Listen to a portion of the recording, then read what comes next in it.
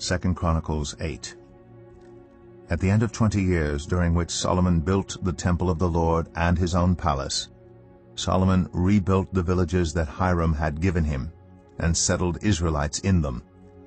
Solomon then went to Hamath-zobah and captured it. He also built up Tadmor in the desert, and all the store cities he had built in Hamath. He rebuilt Upper Beth-horon and Lower Beth-horon as fortified cities, with walls and with gates and bars, as well as Baalath and all his store cities, and all the cities for his chariots and for his horses, whatever he desired to build in Jerusalem, in Lebanon, and throughout all the territory he ruled. There were still people left from the Hittites, Amorites, Perizzites, Hivites, and Jebusites. These people were not Israelites. Solomon conscripted the descendants of all these people remaining in the land, whom the Israelites had not destroyed, to serve as slave labor, as it is to this day.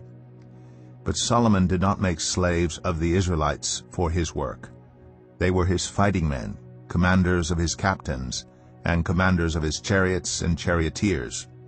They were also King Solomon's chief officials, 250 officials supervising the men.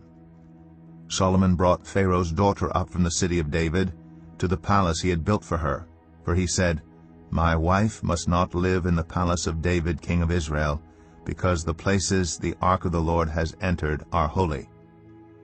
On the altar of the Lord that he had built in front of the portico, Solomon sacrificed burnt offerings to the Lord according to the daily requirement for offerings commanded by Moses for the Sabbaths, the new moons, and the 3 annual festivals, the festival of unleavened bread, the festival of weeks, and the festival of tabernacles.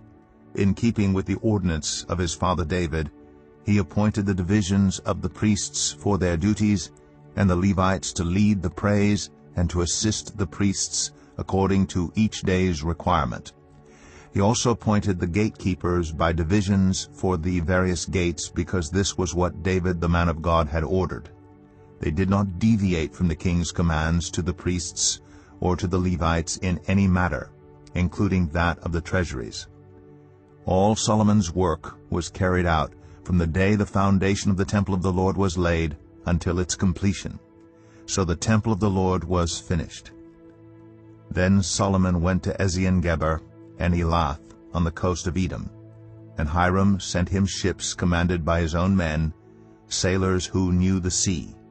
These, with Solomon's men, sailed to Ophir and brought back 450 talents of gold, which they delivered to King Solomon.